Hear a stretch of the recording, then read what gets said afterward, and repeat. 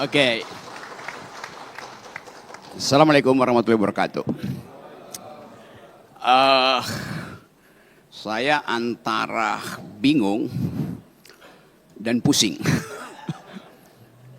Bingung karena Polda yang urusannya dengan kriminal sekarang berupaya untuk menuntun kita masuk di dalam satu perdebatan yang sudah sangat panjang antara teologi dan ekologi. Dan itu membutuhkan kajian, bukan orasi.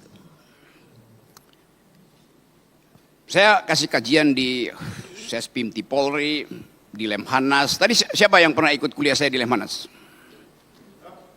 Oke. Oh, yang ujung sana tuh. Pak Ino. Satu waktu tahun lalu ya.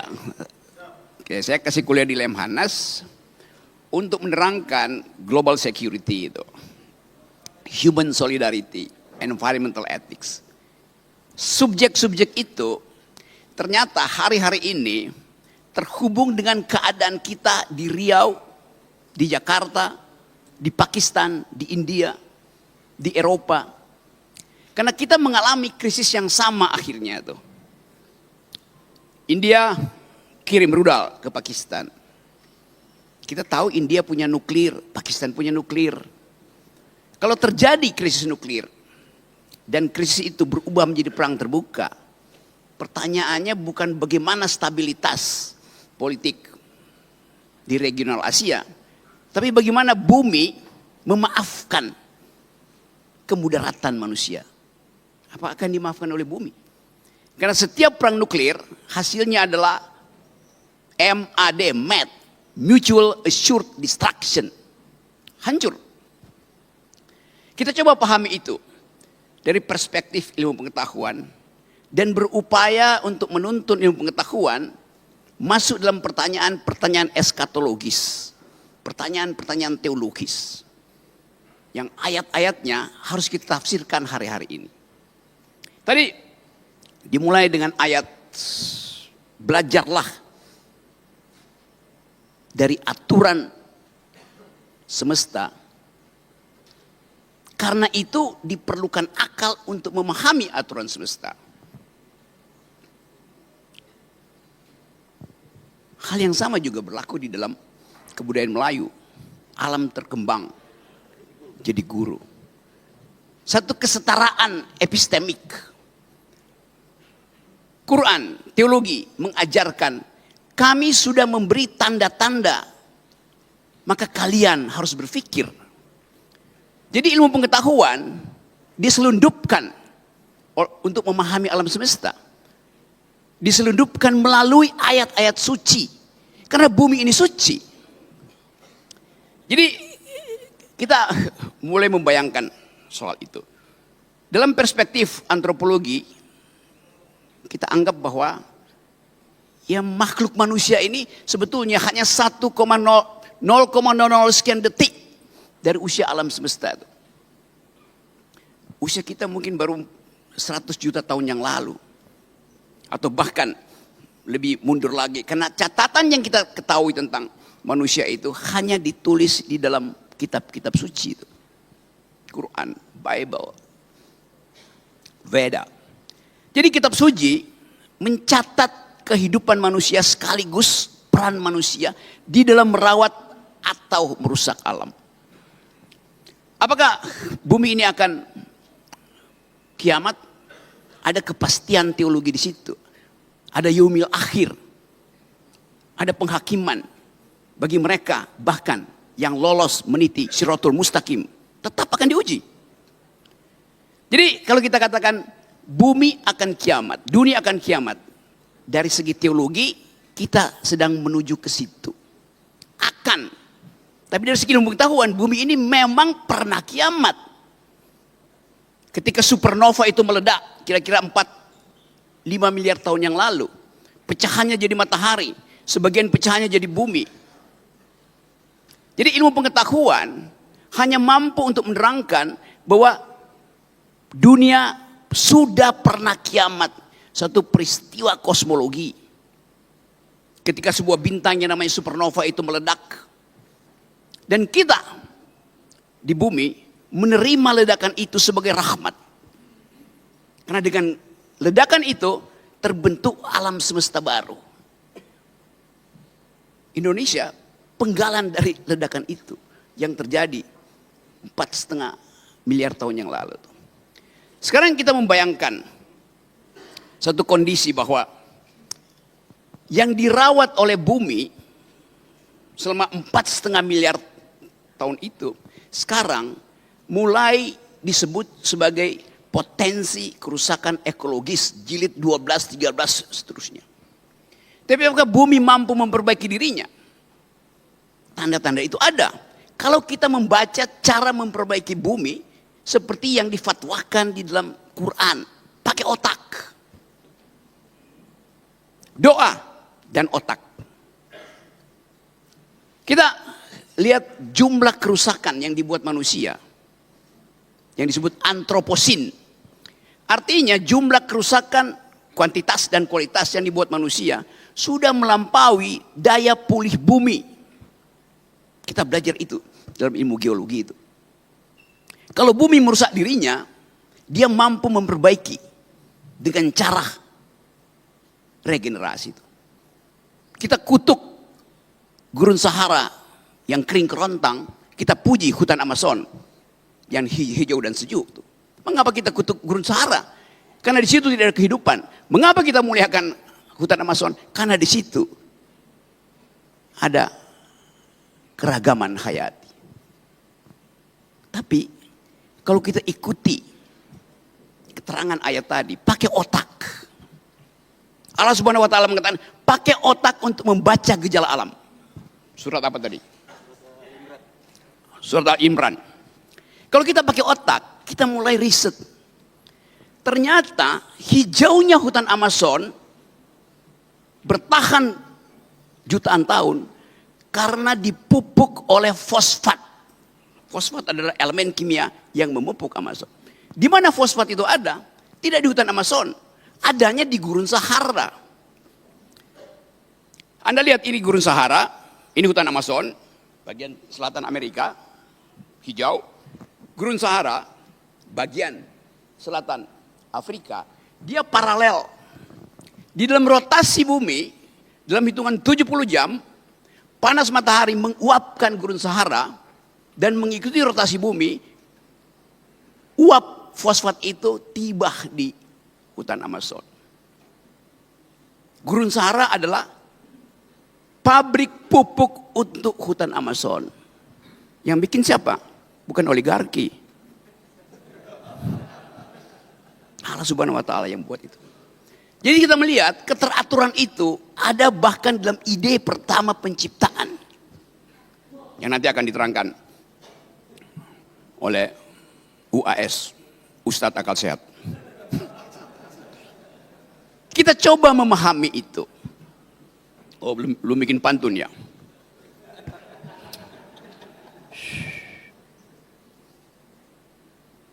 Bumi adalah rahim bagi kehidupan. Karena itu kita dalam bahasa Yunani disebut ibu bumi, Mother Earth, Gaia. Jadi bumi, setiap kali kita bertemu dengan perempuan, kita mengingat ethics of care. Karena hanya perempuan yang menghasilkan apa namanya care bahasa Indonesia itu, kepedulian itu. Laki-laki berpikir secara rasional, lalu dianggap perempuan tidak bisa berpikir secara rasional. Iya, tapi perempuan mampu untuk mendeteksi sesuatu yang tidak bisa dibaca oleh rasionalitas ilmu pengetahuan.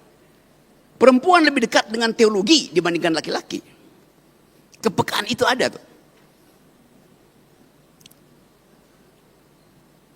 Perempuan, oke. Ada gurindam berjumlah 12. Menjadi sumber tuah dan marwah Melayu. Ustadz Somad sungguh berkelas. Karena istrinya Putri Nan Ayu.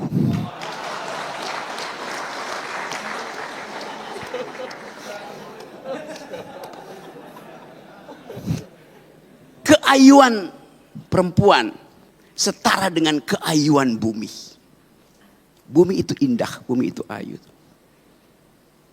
Saya memulai dengan cara itu.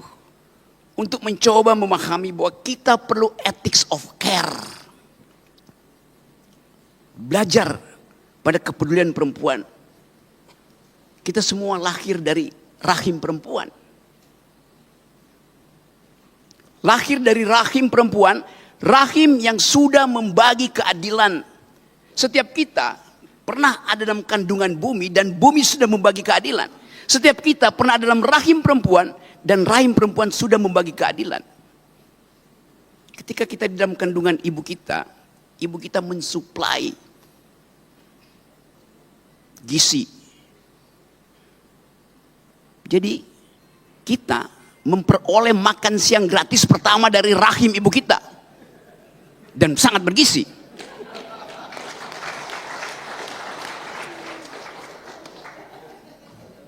Semua kita lahir dari rahim yang bergizi. Hanya ibu yang mengerti kecemasan bayinya. Walaupun di sampingnya ada ayahnya yang lagi merokok. Ibu paham detak jantung bayinya. Ibu mengerti kegelisahan bayinya. Jadi kita coba pahami logika alam semesta ini dari perspektif rahim perempuan yang isinya adalah keadilan. Bayangkan kalau perempuan tidak mau berbagi nutrisi dengan bayinya. Pasti bayinya, lahirnya, stunting. Tapi kalau negara gagal memberi gizi pada perempuan, negara bertanggung jawab pada nasib generasi muda.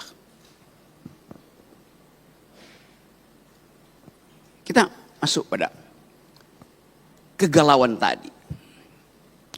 Waktu kita dilahirkan dari rahim perempuan, kita pindah pada rahim laki-laki. Rahim laki-laki itu namanya APBD, APBN, Kongres Partai. Itu rahim laki-laki. Yang isinya adalah arogansi. Setiap rahim laki-laki, apalagi yang ada di Senayan, mengincar rahim APBN. Berapa yang bisa saya rampok?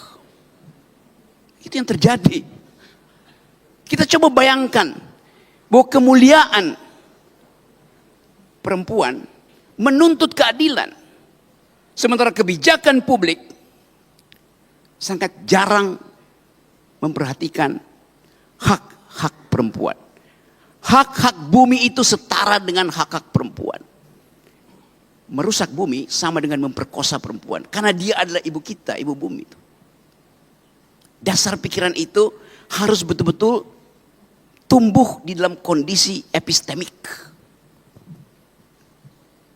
Kecerdasan diberikan oleh bumi pada kita. Tapi kenapa kita mesti rusak? Karena arogansi. Keinginan untuk mengubah wants menjadi needs itu. Bumi menyediakan kecukupan bagi kita. Yang kita butuhkan. Basic needs. Tapi politik membuat needs itu menjadi wants. Tambah mau lagi. Itu yang merusak lingkungan. Ketika needs sudah dipenuhi, wants-nya itu berubah menjadi keinginan untuk akumulasi. Itu ya. Kerusakan lingkungan dimulai ketika ego antropologis kita menganggap bahwa bumi itu disediakan untuk kita eksploitasi.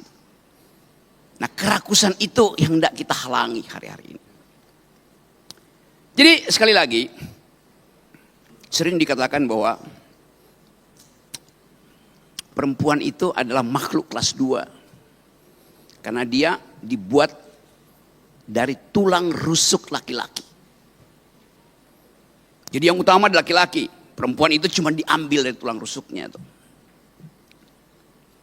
Tapi ilmu pengetahuan menerangkan sebetulnya bahwa kalau perempuan sekedar dibuat dari tulang rusuk laki-laki, laki-laki dibuat dari apa?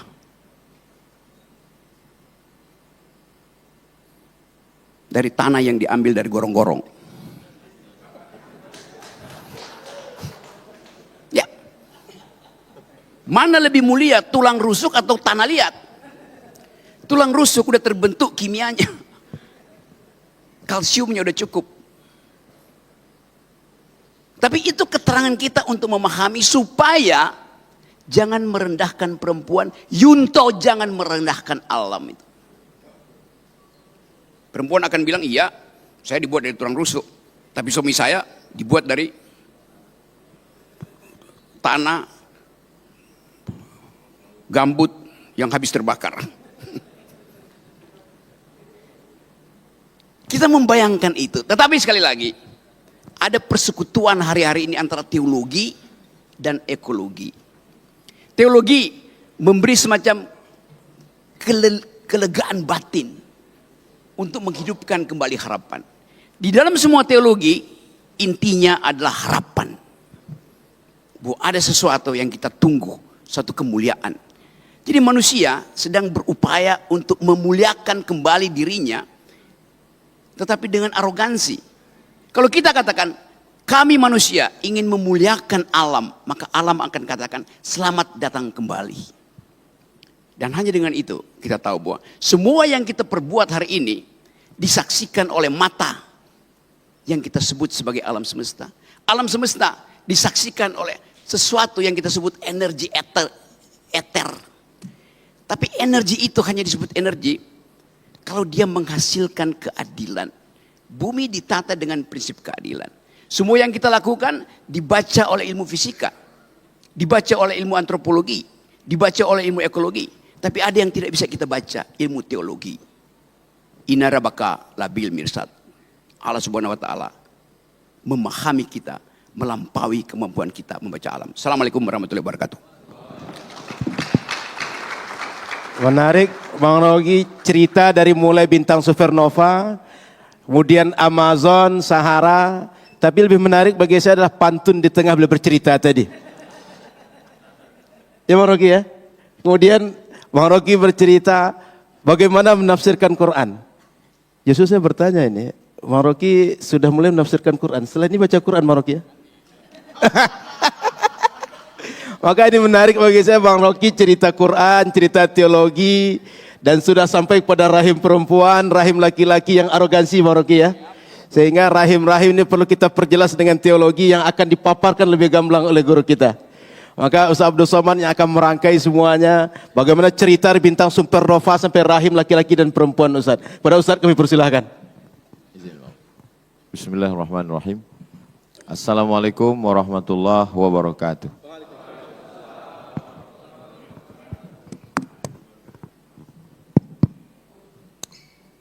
Alhamdulillah, Allahumma salli ala Sayyidina Muhammad wa ala ali Sayyidina Muhammad.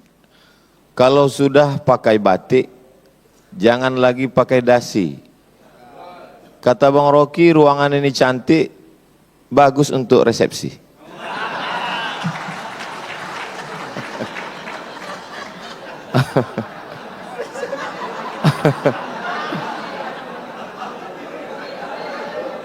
Jadi memang dalam tradisi Melayu ada yang disebut dengan membalas pantun.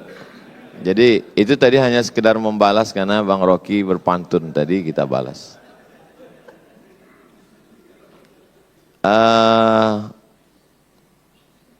Sudah dibagi ini jatahnya, Bang Rocky menjelaskan dari aspek sains. Saya diminta menjelaskan dari aspek agama. Tapi setengah dari pembahasan saya sudah diambil Bang Rocky. Ada beberapa istilah yang sudah dia pakai. Saya hitung itu tadi. Yaumil akhir, siratal mustaqim, inna rabbaka labil mirsad. Itu. Dalam hati saya, ini kalau lama sedikit habis bahan saya ini.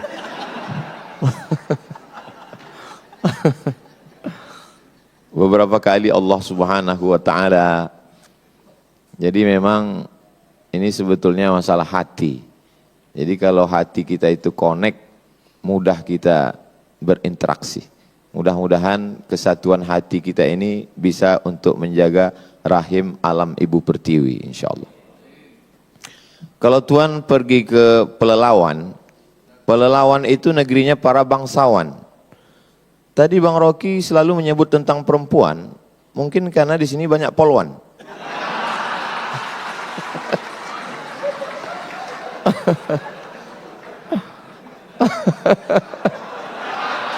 So sweet, so sweet.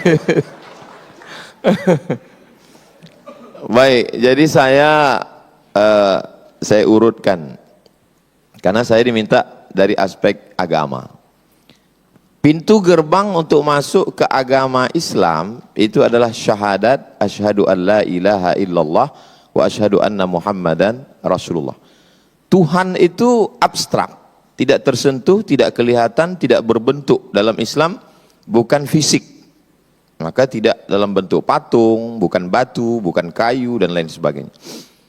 Tapi Al-Quran menggambarkan bahwa iman itu kasyajaratin thayyibatin, seperti pohon kayu. Asluha sabitun, akarnya menghunjam ke tanah, wa far'uha fis sama, pucuknya ke langit. Sesuatu yang abstrak dalam Islam digambarkan dengan sesuatu yang kelihatan. Cinta itu tidak kelihatan. Bagaimana menggambarkan cinta? Maka mesti digambarkan dengan sesuatu yang kelihatan. Maka muncullah ungkapan, cintamu seperti air di daun keladi, setelah tumpah tidak meninggalkan bekas. Begitu biasanya orang yang kecewa. Maka dalam Islam iman itu digambarkan dengan pohon kayu. Kalau tadi Pak Gub bercerita tentang orang Melayu tidak bisa dilepaskan dari hutan, dari pohon kayu, iya logis, masuk akal, karena memang orang Melayu tinggalnya di tengah jantung pulau Sumatera, memang dia begitu buka mata ngelihat pohon kayu. Tapi Nabi Muhammad SAW, dia bukan orang Sumatera. Dia tinggal di gurun pasir yang pohon itu sesuatu yang sulit. Tapi ketika cerita tentang iman, kaitannya dengan pohon kayu. Setelah orang beriman, lalu kemudian bagaimana kondisi dia? Mathalul mu'min kamathalis syajar. Orang beriman itu seperti pohon kayu. Pohon kayu lagi. La yazalur rihu tumiluhu. Angin senantiasa membuat dia bergoncang. Jadi ketika orang sudah meyakini Tuhan, nanti akan ada goncangan-goncangan keimanan. Lagi-lagi dikaitkan dengan pohon kayu. Ketika pohon kayu sudah mulai berdiri, maka akan datang ada angin yang membuat dia bergoncang. Maka sabarlah seperti sabarnya pohon kayu. Lagi-lagi pohon kayu. Dari awal pohon kayu. Suasana hatinya setelah beriman seperti pohon kayu. Lalu kemudian dia mulai berbuat baik. Perbuatan baik apa yang bisa dia lakukan? Ma min muslimin yaghrisu gharsan yazra'u yazra'an. Kalau ada seorang beriman yang menanam tanaman, dia tidak sebut tentang sholat, zakat, puasa, haji, itu ritual. Tapi ada satu amal, menanam pohon kayu, kata Nabi, ma min muslimin yaghrisu gharsan yazra'u zar'an fayakuluhu tayrun. Kalau ada orang beriman menanam pohon kayu, lalu kemudian tanamannya itu dimakan oleh tayrun, burung, bahimatun, hewan, insanun, manusia, illa kanat lahu bihi sadaqah, maka itu sebagai sedekah. Makanya orang disuruh menanam pohon kayu depan rumah supaya apa? Supaya ada sedekah. Sekarang kita pergi ke rumah orang, lalu kita lihat di ruang tamunya ada pohon kayu. Tapi ternyata setelah kita dekati rupanya pohon plastik. Itu bedanya di Mapolda, ternyata pohonnya asli semua. Makanya ada ungkapan hijau rumput di rumah, lebih hijau rumput sintetis. Dulu memang tetangga, sekarang udah berubah jadi rumput sintetis. Karena tidak pernah kering dia. Memang sekarang semua penuh dengan kepalsuan. Yang asli itu hanya di Mapolda. Lalu kemudian bagaimana dengan dosa? Dosa itu adalah judi dan seterusnya. Tapi orang lupa. Nabi mengatakan, Man qata'a sidratan, siapa yang memotong satu batang pohon sidir. Pohon sidir biasanya tumbuh di tengah gurun pasir, ada unta yang bernaung di bawah, orang musafir dia berhenti sejenak. Siapa yang memotong sebatang pohon sidir, sawwaballahu ra'sahu finnar, maka kepalanya nanti akan disungkurkan ke dalam api neraka. Makanya saya Bang Rocky, sejak dari musim-musim asap dulu, karhutlah, kebakaran hutan dan lahan, tidak pernah sekalipun mau diminta jadi imam sholat istisqa minta hujan. Enggak pernah sekalipun. Kenapa saya tidak mau? Karena yang membakar itu ikut sholat. Jadi bagi mereka kejahatan itu adalah kejahatan ritual. Padahal kejahatan yang lebih fatal adalah membakar hutan, itu kejahatan yang luar biasa. Misalnya saya mau jadi imam sholat istisqa. Pas giliran hujannya nggak turun, yang disalahkan imam. Padahal makmumnya itu salah semua. Alhamdulillah sejak Kapoldanya pencinta pohon-pohonan, ini sudah hujan tidak berhenti turun. Alhamdulillah. Beliau ini Kapolda, ketua polisi dakwah. Lalu kemudian bagaimana dengan pahala? Pahala itu adalah sholat, puasa, haji, zikir, baca Quran, ritual. Ada sisi lain tentang pahala. Idza waqa'at ala ahadikumul qiyamah, kalau kamu sudah mau mati. Wa fi yadihi fasilah, di tanganmu ada bibit korma. Falyaghrisha, tanamkanlah. Kalau kita udah mau mati, untuk apa kita nanam kurma? Kita tidak akan pernah menikmati manis buahnya. Kita tidak akan bisa bernaung di bawah daunnya yang rimbun. Tapi kenapa kita disuruh menanam? Karena kita menanam bukan untuk kita, tapi kita wariskan untuk orang di masa akan datang. Kalau kita dulu mewarisi pohon gaharu, pohon cendana, sudah gaharu cendana pula, sudah tahu betahnya pula. Tapi sekarang apa yang kita akan warisi ke anak cucu kita? Saya masih melihat di dalam hutan Riau, orang Melayu memotong batang pohon cendana gaharu untuk mencari gaharu yang ada di dalam. Sekarang sejauh mata memandang kita masuk ke dalam, tak jumpa cendana, tak jumpa gaharu, yang jumpa brondol sawit. Makanya itu saya simpan Bang Rocky, Pak Kapolda, Pak Wakapolda, Pak Gub, sahabat-sahabat semua. Di rumah ada saya simpan, ini batang gaharu, ini gaharu saya simpan, itu ada satu lemari khusus gaharu saja. Supaya saya bisa bercerita ke anak-anak saya, dulu di hutan ini ada namanya pohon gaharu dan inilah dia. Kalau ditanya mana dia sekarang, dia nasibnya sudah sama macam dinosaurus Jurassic Park. Sudah tidak ada lagi wujudnya. Jadi memang menanam adalah bagian daripada amal soleh. Selalunya amal jariah itu adalah sodakoh. Tapi dipandang dari lain, ketika kita sedang menanam, maka sesungguhnya kita sedang mengalirkan amal jariah yang mengalir.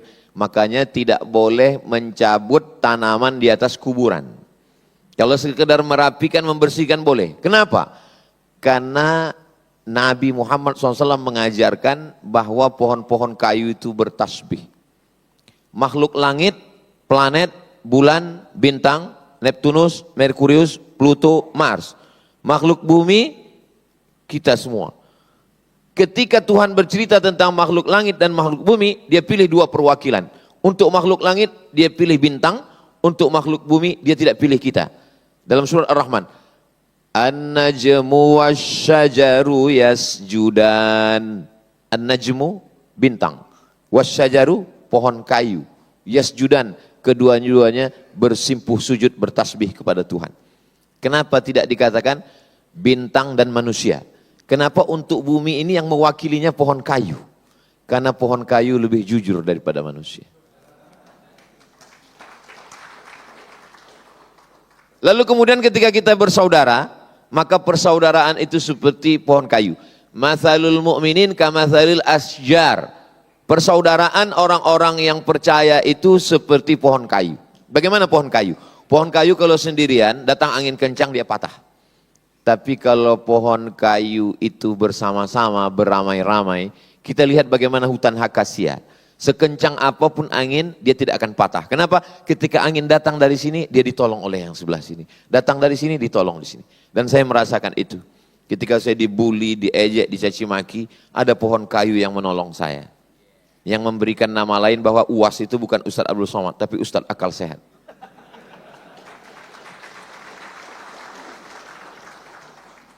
Lalu kemudian,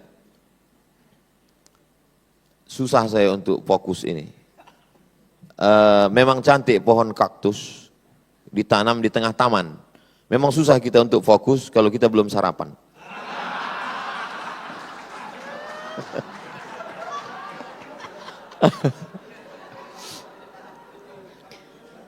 Kalau kita bersedekah pahalanya banyak. Ya, namanya banyak itu kan unlimited. Banyaknya berapa Ustadz? 1000, 100, 200. Lihat bagaimana Allah ingin menggambarkan kita tentang banyak. Matsalul ladzina yunfiquna amwalahum fi sabilillahi kamatsali habbah. Orang yang berbuat sedekah seperti menanam satu biji. Ambatat sab'a sanabil.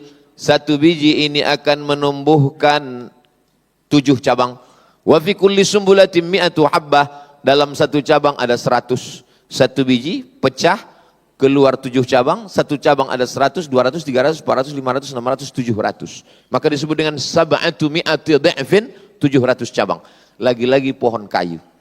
Makanya Nabi Muhammad bukan pohon mawar yang tumbuh di tanah yang subur.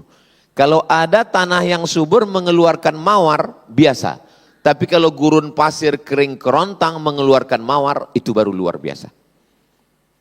Seandainya Nabi Muhammad itu lahir di sungai Nil, lalu kemudian ibadahnya banyak menggunakan air, wuduknya air, mandinya air, biasa karena dia tinggal di tengah sungai, tapi dia tinggal di tengah alam yang susah mendapatkan air.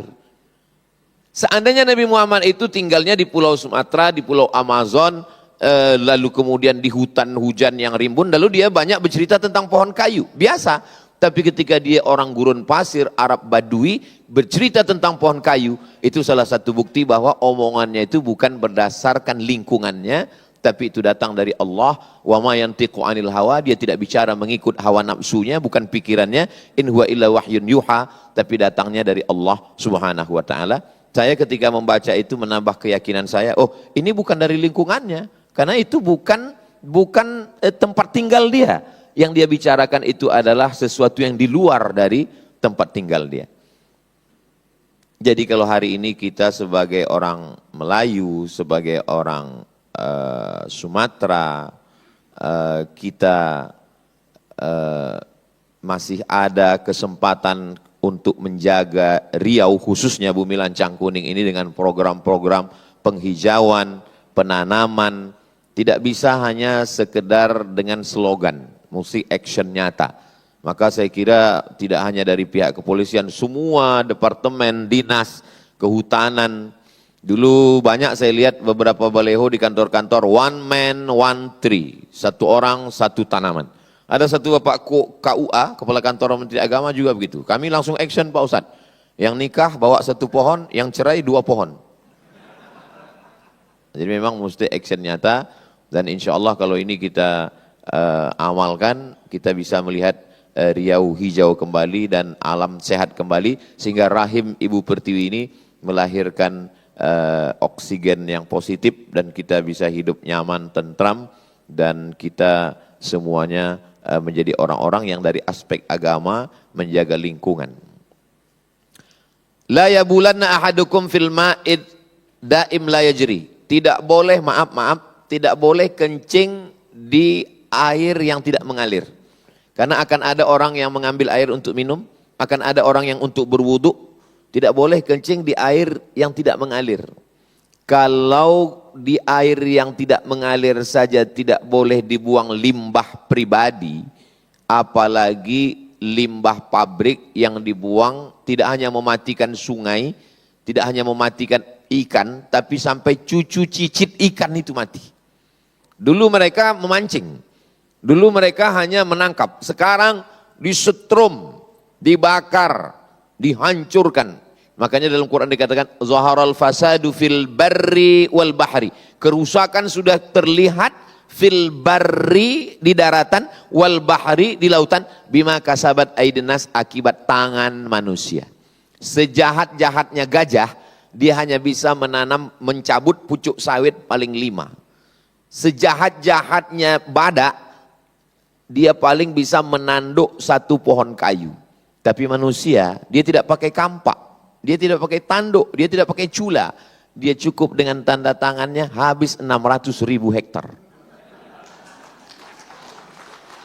Dengan ujung jarinya. Lalu tangan yang sudah menghancurkan hutan itu dipakai untuk mengangkat kepada Tuhan. Ampunkan dosa kami yang Tuhan. Kira-kira apa kata malaikat? Kau bercanda apa serius? Dibangunkan satu masjid. Berangkat ke tanah suci. Menangis di pintu Ka'bah. Pulang bersih. Ini bukan agama, ini opium. Ini yang dikatakan Karl Marx bahwa agama itu opium. Orang kecanduan agama. Membakar hutan, menghabiskan alam. Sekarang harimau di Pelalawan mau ngamuk masuk ke rumah warga. Bukan harimau yang masuk ke rumah warga. Warga yang sudah lama masuk ke rumah harimau. Sekarang dikatakan, ini Pak Ustadz kenapa di Riau ada jalan tol yang tempat gajah lewat. Kita yang sudah mengambil tempat gajah lewat. Jadi gajah itu memang dari dulu tidak pernah melewati jalan orang lain. Gajah itu kalau sudah kakek moyangnya jalan di situ, dia terus saja di situ. Tapi manusia, hari ini dia jalan di sini, besok trotoar dia ambil. Jadi sebetulnya pantasanlah agama itu untuk kita. Karena memang kita yang tidak lurus menjalani hidup ini. Kalau gajah itu memang udah lurus, dia nggak pindah-pindah lagi. Gajah itu tidak bisa berpindah. Dan yang paling setia di antara semuanya adalah buaya. Buaya itu tidak bisa berpindah ke lain hati. Selama dia di air. Tapi kalau dia sudah naik ke darat, dia sudah lain cerita. Akhirnya waktu juga yang memisahkan kita. Tadi saya lihat Bang Rocky 25 menit, maka saya pun 25 juga. Karena lebih dari jatah yang sudah ditetapkan, itu berarti keluar dari keadilan. Kita kembalikan ke Ustadz Al-Nurdin. Terima kasih Ustadz yang sudah memaparkan bagaimana teologi memandang alam ini sebagai banyak permisalan. Sehingga mulai bercerita penciptaan sampai amal soleh, semuanya permisalan dengan pohon. Sebelum kita lanjut dengan diskusi tanya jawab, Pak Kapolda, hari ini kawan-kawan kita biker subuhan milad yang ke-7 Pak Kapolda. Dan akan siladda pertama di Pekanbaru. Sehingga kawan-kawan biker subuhan berasal dari berbagai daerah datang ke Pekanbaru, siladda pertama hari esok atau hari ini? Hari ini di Pekanbaru. Ini tim-tim tangguh kita yang biasa pengajian dengan Tuan Guru setiap Rabu subuh di Rimbo Panjang. Kita berharap biker subuhan ini tidak hanya sekedar kajian, tapi juga akan ikut menanam pohon bersama Pak Kapolda, menjaga alam bersama Bang Rocky dengan kepedulian, dengan keadilannya. Sehingga rahim Ibu Pertiwi ini tidak menimbulkan banyak toksik yang banyak merusak tapi banyak manfaat. Seperti yang dipaparkan Bung Rocky dengan keilmuan dan teologi oleh guru kita bersama Ustaz Abdul Somad. Sebelum kita tutup diskusi ini nanti dengan doa, kita buka dulu tanya jawab maksimal 3 orang. Silakan kalau ada dari peserta menanggapi. Baik, abang yang di belakang baju merah 1. Silakan kalau ada lagi maksimal 3 orang saja. Karena setelah ini kita akan sarapan pagi di rumah masing-masing. Oh, ada di sini Pak Kapolda ya? Ada. 1, ada lagi yang lain? Oh, kasih pantun Pak, boleh Pak. Kasih pantun boleh, kasih petuah juga boleh. Silakan yang pertama, yang baju merah Bang. Assalamualaikum warahmatullahi wabarakatuh. Waalaikumsalam warahmatullahi wabarakatuh. Mohon nama dan dari mana Bang? Perkenalkan, nama saya Fajri Mas Said dari Ikatan Mahasiswa Muhammadiyah. Saya ingin bertanya kepada Bung Akal Sehat. Bagaimana membasmi manusia-manusia yang arogan di muka bumi ini agar terciptanya ekosistem yang sehat? Terima kasih. Oke. Ini jelas terarah nih Bung Rocky. Membasmi manusia Bung Rocky. Selama ini kita membasmi yang merusak. Tapi sekarang membasmi manusia. Tapi saya nggak tahu manusia mana nanti Bung Rocky. Assalamualaikum warahmatullahi wabarakatuh. Waalaikumsalam warahmatullahi wabarakatuh. Baik, sebelum Bung Rocky menjawab, enak kita dengar pantun dulu. Silakan Bang.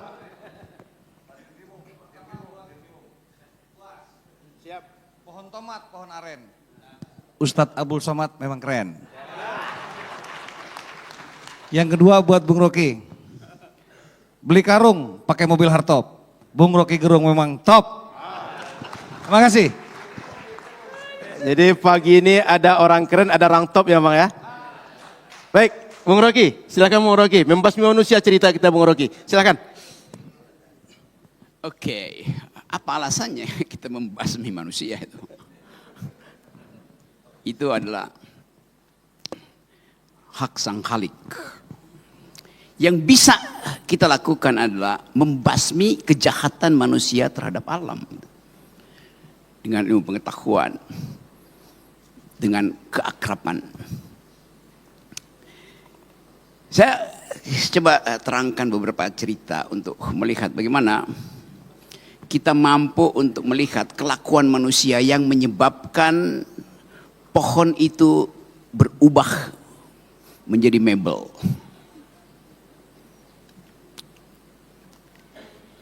Kira-kira tahun 60-an ketika gerakan lingkungan hidup baru mulai mencari cara untuk menghidupkan harapan memelihara alam. Ada satu peristiwa di Ohio, di State University of Ohio State University itu, di kota Columbus.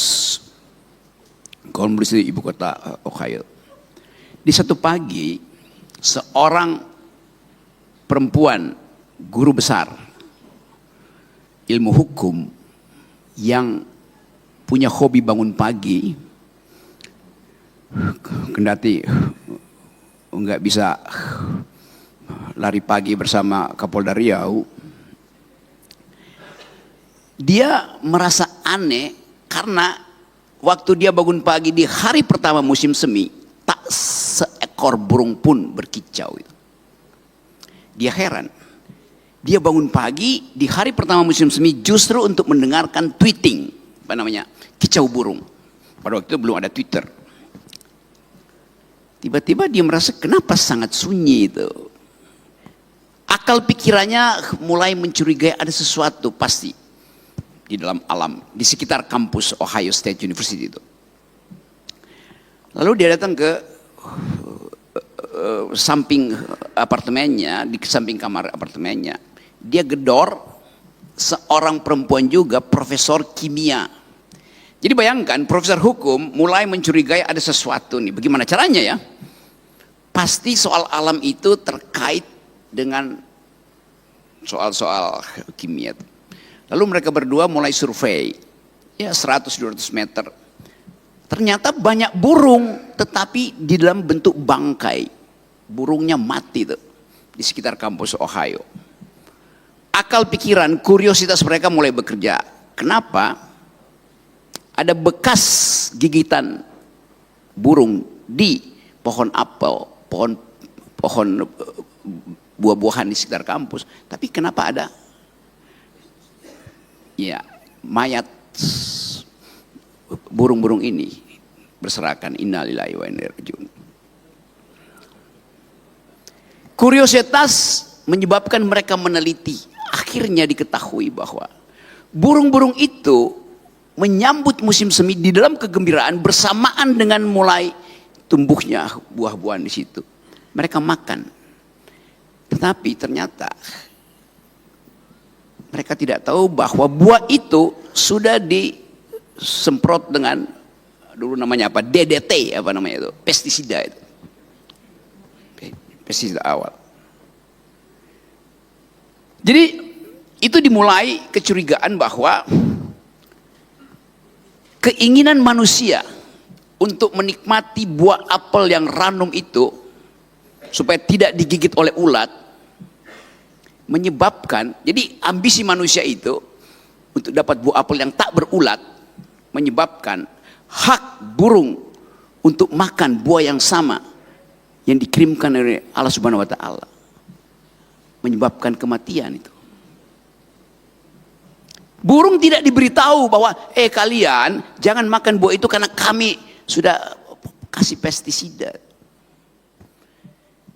Jadi saya balik lagi pada si perempuan ini punya kecurigaan, dua perempuan tadi.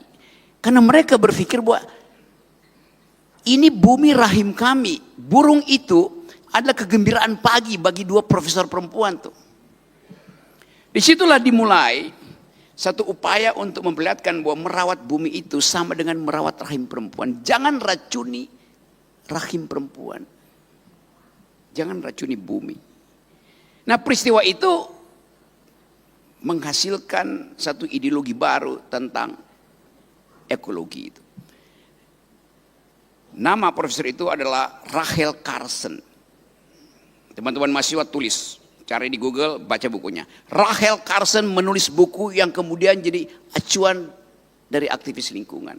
Judul buku itu adalah The Silent Spring. Musim semi yang sunyi. Padahal musim semi biasanya dimulai di Kicau Burung. Jadi saya mau perlihatkan itu bahwa kebengisan manusia itu menyebabkan tewasnya makhluk yang diciptakan untuk menghuni bumi dengan kicaunya yang indah di pagi hari. Jadi kalau pertanyaan itu kita mulai dengan bagaimana membasmi manusia, jangan dia manusia itu dibasmi. Ajari dia pengetahuan. Supaya satu waktu kalau dia ingin pakai pestisida, dia mesti minta izin pada burung. Absurd, tapi harus itu yang dilakukan. Karena sekarang tidak ada lagi hierarki makhluk. Di mata bumi, saya, Ustadz Somad, dan bangkai burung itu sama status ontologinya ketika kita meninggal. Roh kita, kalau kita suci, pergi ke surga. Tapi tubuh kita dan tubuh burung itu diurai oleh bumi menjadi mineral, sama hasilnya dari segi ilmu pengetahuan. Jadi sekali lagi itu hal yang ingin saya terangkan supaya karena itu kita mulai lakukan edukasi di sini. Keinginan kita untuk menghasilkan pikiran dimulai dari kuliah-kuliah semacam ini yang dengan bagus dimulai di Polda Riau dan lebih bagus lagi karena mengundang Ustadz Akal Sehat dan sangat sempurna karena mengundang Presiden Akal Sehat. Ya sekali lagi itu terakhir sekaligus penutup pantun apa ya? Tadi apa yang negeri bangsawan itu? Pelelawan. Negeri pelelawan, negeri bangsawan. Kapolda Riau menanam pohon. Mari kita terus berkawan. Di dalam doa saya memohon. Terima kasih. Kita doakan kita nanti bersama Bang Rocky di surga. Amin. Nah, sehingga di ujung sebelum Ustaz berdoa kita minta kalimat-kalimat pemungkas Ustaz. Penutup diskusi kita pagi ini. Karena kata Bang Rocky ini sesuatu yang baik dan jarang terjadi kuliah subuh seperti ini Bang Rocky ya. Kuliah subuh ilmiah di Mapolda Riau. Maka Ustaz sebelum kita tutup dengan doa mohon kalimat-kalimat pemungkas penutup diskusi pagi kita Ustaz. Pada Ustaz dipersilakan. Abu Sufyan membawa 1.500 pasukan perang dan 15 orang perempuan yang bernyanyi dan bergendang untuk memberikan semangat. Kalau sekarang mungkin cheerleader. Setelah jenazah-jenazah para sahabat Nabi itu bergelimpangan, lalu dia dengan kuda Arab Black Stallion itu bertanya, mana Muhammad? Itu terjadi tahun ketiga. Hari berganti musim berubah, tahun keempat, tahun kelima, tahun keenam, tahun ketujuh, tahun kedelapan. Tahun ke-8 Nabi Muhammad SAW membawa 10.000 pasukan masuk ke kota Makkah. Dan ketika itu panglima perangnya Sa'ad bin Ubadah mengacungkan pedang. Hadza yaumul malhamah. Kita akan membunuh Abu Sufyan. Apa kata Nabi? Man dakhala baita Abi Sufyan fahuwa amin. Siapa yang masuk ke rumah Abu Sufyan aman. Nabi tidak membenci Abu Sufyan. Yang Nabi benci perbuatannya. Istri Abu Sufyan, perempuan dendam kesumat namanya Hindun. Hindun ingin supaya paman Nabi bernama Hamzah itu dibunuh. Yang membunuh itu namanya Wahsy. Wahsy memotong telinga Hamzah, hidung Hamzah, dijadikan leontin. Mereka betul-betul kanibal. Lalu kemudian jantung Hamzah dibelah, digigit oleh Hindun.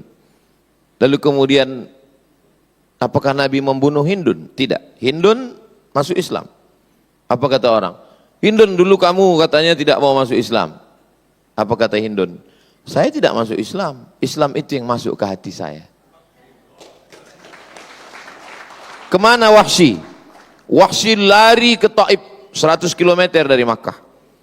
Setelah 19 hari Nabi di Makkah, Nabi pulang ke Madinah. Wahsy pulang lagi ke Makkah. Ternyata tidak ada satu telinga orang Makkah yang dipotong. Tidak ada satu hidung yang digunting. Pidato Nabi di atas Ka'bah ditulis dengan tinta emas. Apa kata Nabi? Idhabu wa antumut tulaqa. Pergilah kamu semuanya bebas untuk berbuat apa saja. Wahsy penasaran. Dia kejar Nabi ke Madinah. Sampai di Madinah, dia temui Nabi. Kata Nabi, anta Wahsy, kamu Wahsy? Ya. Qatalta Hamzah, kamu yang sudah membunuh Hamzah, memutilasi Hamzah. Ya. Nabi mendoakan dia dan Nabi tidak menyakiti dia. Kita tidak membunuh orang, kita tidak membinasakan orang, tapi kalau orang itu sudah bertobat, berbuat baik, wa atsbi'is sayyi'atal hasanata. Kalau dulu kau pernah menghancurkan bumi Riau, membakar, memotong pohon kayu, sekarang bertaubat, tapi taubatnya bukan cuma zikir di masjid, taubatnya cuma bukan baca Yasin, ikut lagi dalam program penanaman penghijauan Riau. Bergabung dengan Presiden Akal Sehat, Ustadz Akal Sehat, dan Polisi Akal Sehat untuk menghijaukan Riau kembali. Itu baru namanya taubat nasuha. Kalau hanya sekedar bertaubat, pergi ke Makkah nangis, nangisnya pun bukan karena mengakui dosa, tapi karena habis belanja duit habis, hentikanlah kepalsuan ini. Mulailah menanam. Jadi kalau ada orang mengatakan Riau sudah kering kerontang, tidak. Datanglah ke Riau. Datanglah ke Mapolda, masih hijau. Di atas keramik masih tumbuh tanaman-tanaman yang hijau. Akhirnya ditutup dengan pantun penutup, menangkap puyuh di Bukit Selasih. Thank you dan terima kasih. Ya Arhamar Rahimin, Engkau yang maha penyayang di antara semua yang penyayang. Irhamna, curahkan kasih sayang ke hati kami sehingga kami tidak menganiaya orang lain. Irhamna, curahkan kasih sayangmu ke hati kami sehingga kami bisa mewariskan alam ini untuk anak cucu kami. Allahumma ja'al hadzal balada baladan amina. Jadikan Riau bumi lancang kuning, negeri yang aman dan damai. Allahumma waffiq ulata umurina, jadikan pemimpin-pemimpinnya adil dan amanah. Jadikan ujung jari mereka, amanah yang kau titipkan di pundak mereka menjadi amal soleh karena mampu menjaga alammu ya Allah ya Rabbal Alamin. Allahumma ja'alna minal ladzina yastami'una al-qawla fayattabi'una ahsanah. Jadikan kami orang-orang yang mendengarkan nasihat yang baik lalu mengiringinya dengan amal yang baik. Ahyina bil iman amitsna bil iman. Hidupkan kami dengan iman, matikan kami dengan iman. Wahsyurna yaumal qiyamati ma'al mu'minin. Pada akhirnya satukan kami bersama orang-orang baik berhadapan denganmu ketika kami semua membawa bekal hidup kami. Kami tinggalkan dunia ini dalam keadaan aman dan damai. Waqtim bis solihati amalana, tutup akhir hidup kami dengan husnul khatimah. Kama jama'atana fi hadzal makan fajma'na ma'al habibil mustafa. Sebagaimana engkau kumpulkan kami hari ini bersama orang-orang baik, kumpulkan kami sekali lagi bersama Nabi Muhammad di surga Jannatul Firdaus. Rabbana atina fid dunya hasanah wa fil akhirati hasanah wa qina adzabannar. Wa sallallahu ala sayyidina Muhammad wa ala alihi washabbihi wasallam walhamdulillahirabbil alamin. Banyak kata-kata saya tidak berkenan di hati, menyinggung perasaan Bang Rocky, Bapak Wakil Wali Kota Pekanbaru, hadirin hadirat ibu-ibu, bapak-bapak semua, 10 jari, 11 dengan kepala saya angkat, mohon maaf. Wassalamualaikum warahmatullahi wabarakatuh. Terima kasih kepada Ustadz Akal Sehat dan Presiden Akal Sehat yang pagi ini kita bercerita tentang alam. Alam tak pernah merusak dirinya. Alam ketika rusak dia bisa meregenerasi dirinya. Tapi ketika dirusak dari luar, alam kesusahan, generasi kita kesusahan, dan kita semua akan rugi oleh sebab itu. Maka setelah ini sama-sama kita menghidupkan kembali alam. Kalau kata Ustadz, ingin lihat alam yang hijau, yang masih bisa tumbuh di atas keramik, datanglah ke Mapolda Riau. Sehingga ini bukan kedatangan terakhir Bung Rocky, kita akan terus bersama-sama lagi. Di Riau kita akan tunjukkan kepada dunia bahwa alam Riau hijau, banyak manfaat, dan kita tidak mengirim asap kemana-mana. Karena ini harga diri orang Melayu, oleh karena itu kami pesan kepada semua pihak, Riau kita jaga, Riau kita kelola, kita keluarkan manfaat, bukan mengeluarkan mudarat. Terima kasih banyak. Saya tutup di akhir surat Hud ayat 61, kata Allah Subhanahu wa taala, "Huwallazi ansha'akum fil ardi wasta'marakum fiha."